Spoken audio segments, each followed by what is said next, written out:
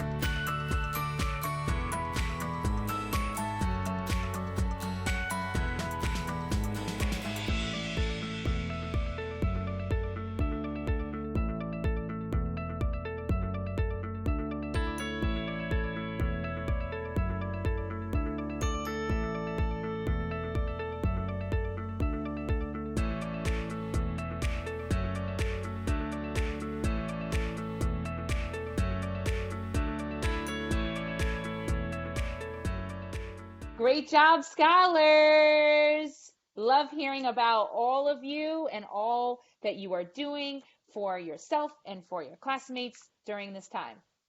On with the show, over to Ms. Lyons.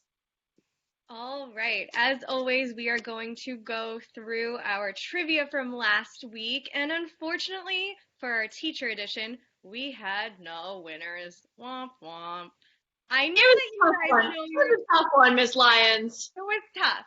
It was tough. I know that you all know your teachers so well, but maybe these answers were a little too hard. So I'm going to give you some answers that we had. We had a bunch of teachers and we asked you what their favorite candy was, including me and Miss Sherry. And the correct answer for that was Reese's. We really love those Reese's. But if you guys picked Kit Kats or Snickers, I'm not that mad because those are also delicious. And the other answer that I want to give you is the biggest classroom item that most teachers say they can't live without. And I swear to you, this goes for every single teacher and adult in the school building, is those flare pens. If you know me or anyone, oh, Ms. Jonas has hers with her right now. We can't live without those. Can't leave home without them. Nope. All right. For this week, we have another special edition of trivia. And Miss Rittervan is going to be our host. So over to you, Miss Rittervan, and I'm going to share our screen for our special trivia this week. Hi, H4. I miss all of you so much. As part of Social Emotional Week, we are going to play Social Emotional Trivia. So I know you love learning about emotions, so you get to show off all your knowledge. So make sure to comment below with all of your answers. All right, question number 1. Which of the following is not an example of an emotion? Is it A, tall, B, fear, C, sadness, or D, joy?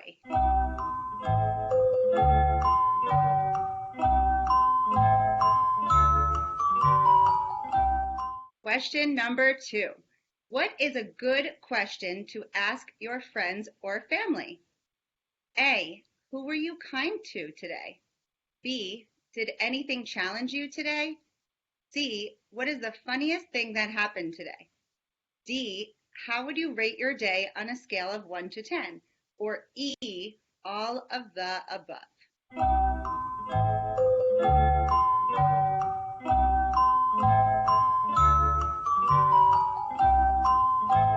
All right, question number 3. What letter can be added to the word own to describe a feeling where you might be feeling a little upset or lonely? Is it A, M, B, S, C, D, or D, G?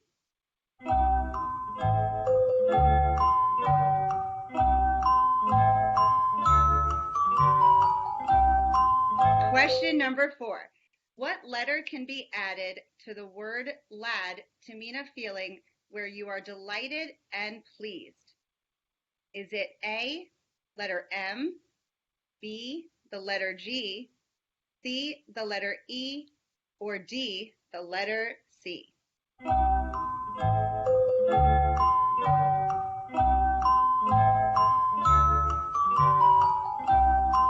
Great. I hope you guys write your comments below and get those answers correct this time. I have a feeling we're going to get some more winners for next week based on those questions. Let's see how much you've learned from your Social Emotional Week this week to answer those questions.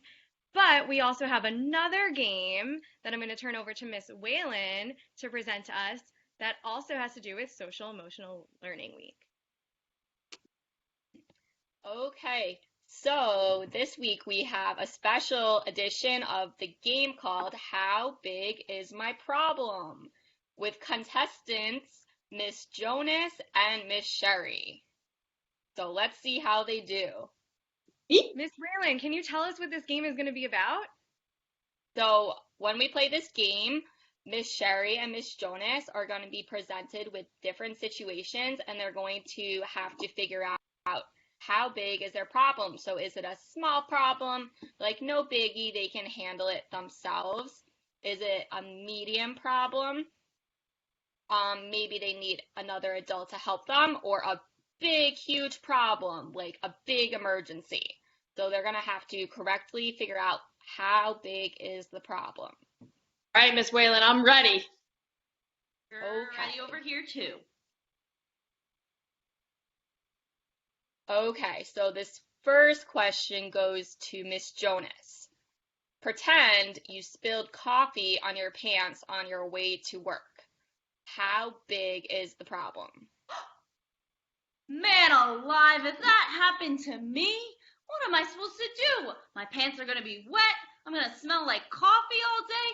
That is definitely a medium to big problem. Miss Jonas? But all you need to do is really just go maybe get a napkin, maybe like, wipe your pants off. Yeah, I guess Lots I could of make it dry. Yeah, I think that you could probably find a paper towel or a napkin on your own and probably, I don't know, fix that problem by yourself. So I'm going to say it's a Yeah, small you might be right, Miss Sherry. But what do? I was supposed to have that delicious cup of coffee, get me moving and grooving in the morning. You might have to go to the parents for another one. Just, it happens All right. sometimes. Yeah, I guess there are some pretty simple solutions to that. All right. I'd say it's a small problem I could probably adjust on my own. I agree. You're right. Were we right, Miss Whalen? Correct. Thanks, Miss Sherry. I feel better already. All right, I'm ready for the next one. Okay. Question number 2. Miss Sherry, pretend you go to get takeout from your favorite restaurant. Closed. How big is the problem? Well, I think I'd be a little upset at first because I probably was pretty hyped about getting food from that restaurant, and I know places that I could think of. But ultimately, I think it's a small problem because there are so many other options, especially like in New York, that I could probably just pick another place and walk over to that one and find some food that I'd still enjoy. So I think it's a small problem. You're right, Miss Sherry. That You're really, is correct. Good job, really Miss helping me to Sherry. see this other ways. All right, I think I'm ready for my next one. Okay. You're really worried about a test coming up for graduate school and need someone to talk to about it. How big is the problem? Looking at the scale here, I might be really worried, but I could probably do some positive self-talk, remind myself how hard I've worked. But I might also want to reach out to maybe my mom, maybe a good friend like Miss Sherry or Miss Lyons, just to talk it through, really help pump me up a little bit if I'm feeling a little bit worried, might help me. So I would say medium problem because I might reach out to some others to help me out here. But I know in the end it's going to be okay as long as I put in my best effort. Amazing. That is correct. Sometimes problems are small and we really don't need to get adult help, but we're not saying that we don't need adults to help us. It's okay to feel worried. It's okay to have all sorts of emotions, and that's why adults and other people are here.